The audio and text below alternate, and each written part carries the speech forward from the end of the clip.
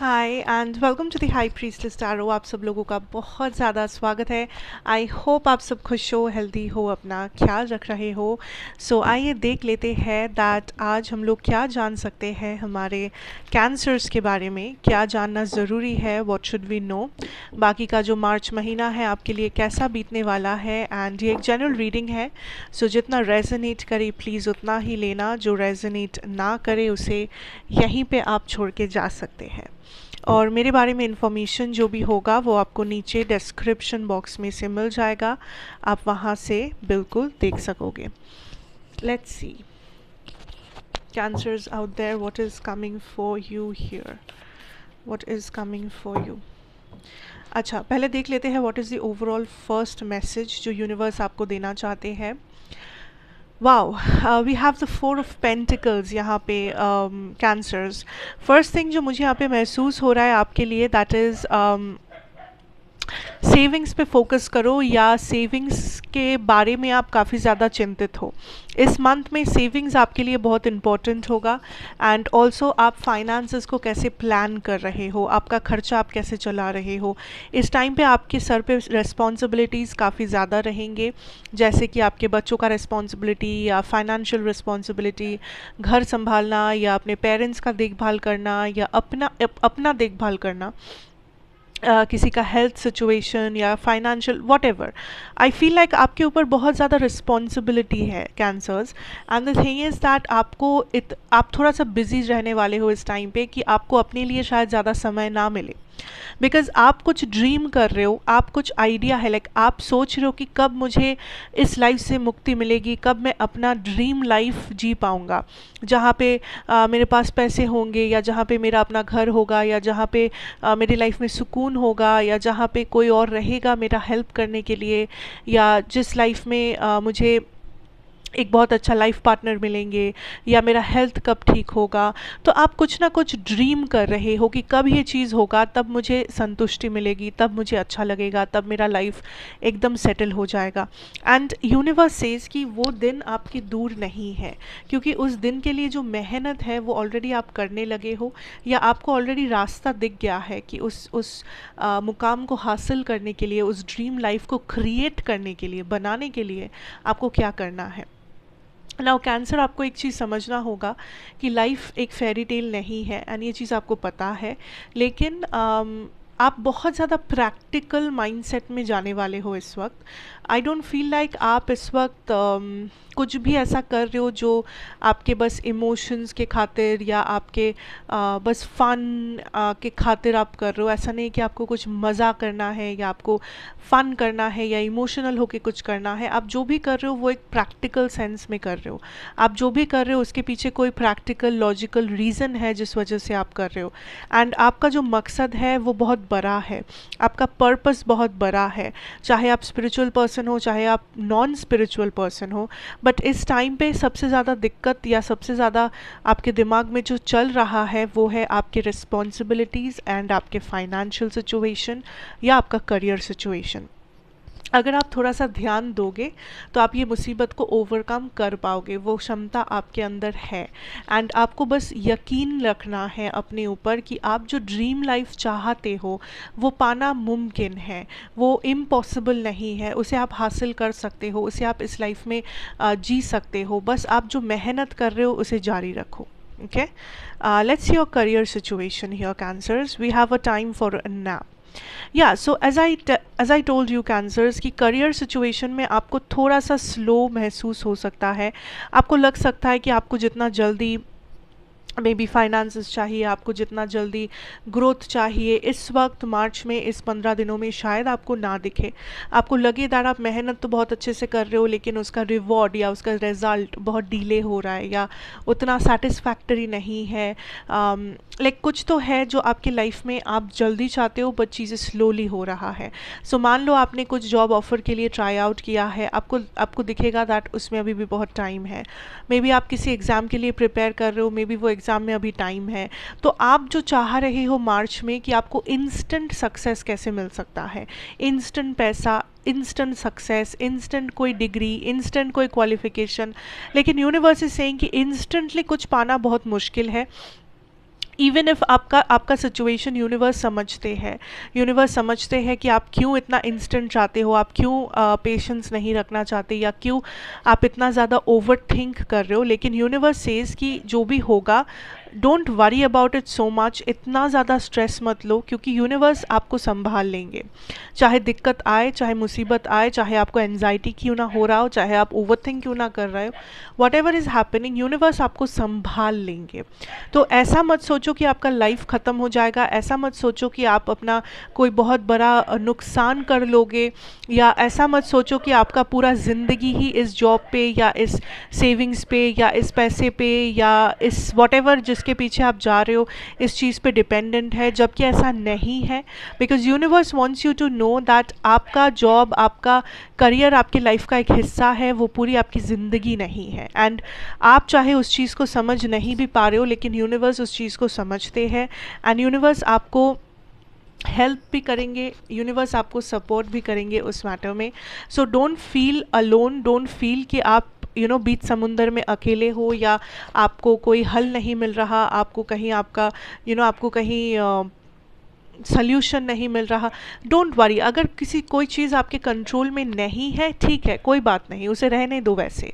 जब आपका समय आएगा, जब चीज़ें कंट्रोल में आएगा, तब आपको दिख जाएगा, तब आपको रिजल्ट मिल जाएगा। लेकिन आपका जितना पार्ट है आप करो, आपका जितना हार्ड वर्क है आप करो, बाकी यूनिवर्स पे छोड़ दो। एंड इतना ज़्यादा ओवर थिंक मत करो, चाहे प्रॉब्लम में हो चाहे आप ना हो, लेकिन मुसीबत नहीं आएगा, इतना यूनिवर्स की जिम्मेदारी। Okay, now let's see your love situation. We have like miracles, okay, sorry, like attracts like, so, okay, so maybe some miracles are happening. If you are longing for more love in your life, you need to be more loving. And आपके person की energy है the union of hearts, there is a connection of love that defies explanation. Okay, interesting. Love situation में मैं ये कहना चाहूँगी that for some of you ऐसा हो सकता है कि आपको लगे आपके पर्सन की एनर्जीज़ एक्चुअली आपकी एनर्जी है, और आपकी एनर्जी एक्चुअली आपके पर्सन की एनर्जी है। तो उस सिचुएशन में मैं आपसे कहना चाहूँगी दैट आपको जिस तरीके से रेजोनेट कर रहा हो, आप रीडिंग को उसी तरीके से देखिएगा, एंड कोई भी चीज़ रेजोनेट ना करे तो उसे यहीं पे रख के जाइए। Okay, now when it comes to your energy, आपका situation, आपका energy, I feel like there is a lot of understanding जो होना बाकी है। like आप चीज़ों को महसूस तो कर रहे हो, आप चीज़ों को समझ पा रहे हो, लेकिन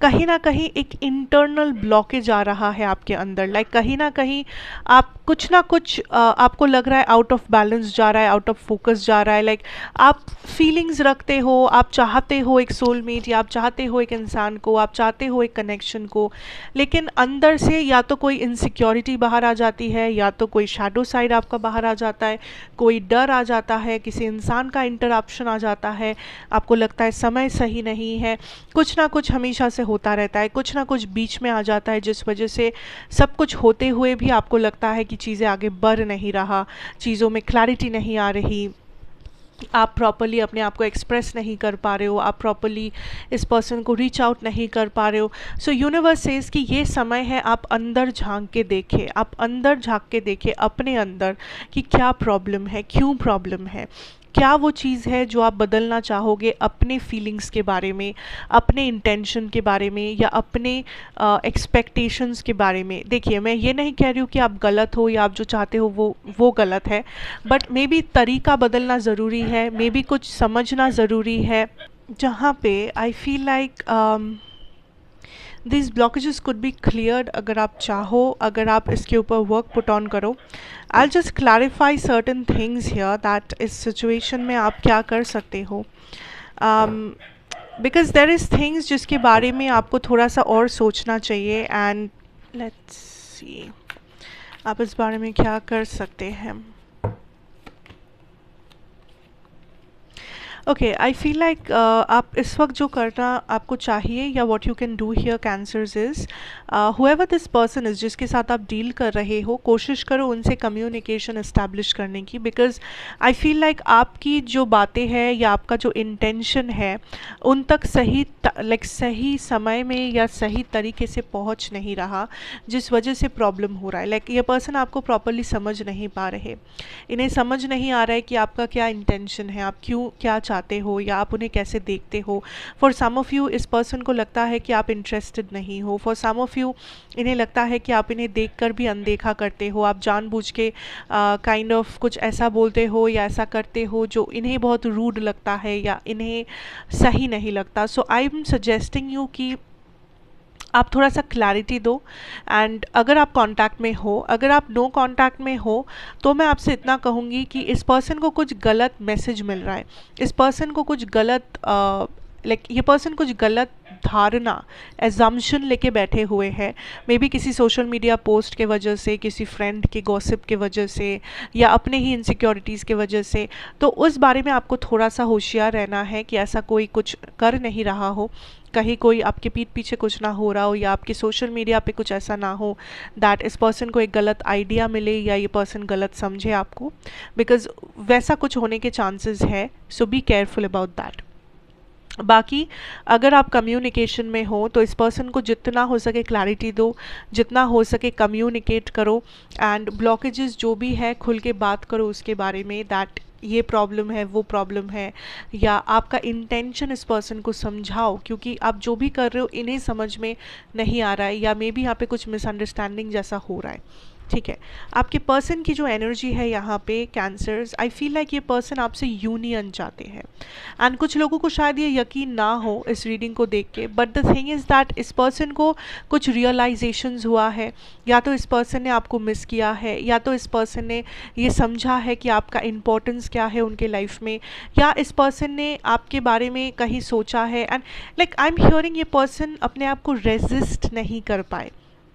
जब कोई चीज़ आपको बहुत ज़्यादा पसंद होता है लेकिन आप अपने आप को रोक नहीं पाते हो उस चीज़ को पाने के लिए या उस चीज़ के आगे जाने के लिए, तो आपके पर्सन का भी वही हालत है कि शायद ये रोकने की कोशिश कर रहे थे या किए थे पास्ट में, या इन्होंने कुछ ना कुछ एक डिस्टेंस या गैप या एंडिंग कुछ तो था, ठीक है, कुछ तो ब्लॉकेजेस था, इनके साइड से भी था, लेकिन ये फाइनली यूनियन की तरफ बढ़ रहे हैं। इन्हें वो यूनियन चाहिए क्योंकि ये kind of I am hearing कि ये अपने आप को रेजिस्ट नहीं कर पा रहे, ये अपने आप को रोक नहीं पा रहे, ये अपने आप को संभाल नहीं पा रहे हैं। Yes, 3 of pentacles, this person wants union, reconciliation, 6 of swords, आगे बढ़ना चाहते हैं आपके साथ, ये गुजरे बातों को भूलना चाहते हैं। Bottom deck energy 10 of swords है, जो मुझे ये कहता है कि इस कनेक्शन में कुछ तो हुआ था, कुछ एंडिंग, सेपरेशन, कुछ तो था जो it was not right, it was not on the right track, and this person just wants to make it right this time. ये पर्सन चीज़ों को सही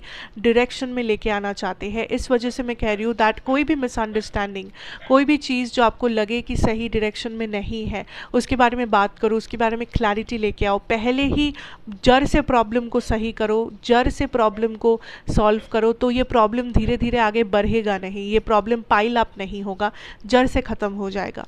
तो इस पे फोकस करो, बाकी और कुछ खास प्रॉब्लम नहीं आएगा लव सिचुएशन में। And that is what I have for you my cancers. Thank you so much for watching. अच्छा लगा हो तो ज़रूर बताना, लाइक करना, शेयर करना, सब्सक्राइब करना अगर आप यहाँ पे नए हो, एंड मैं आपसे ज़रूर मिलूँगी एक और रीडिंग के साथ। Till then take care and good bye.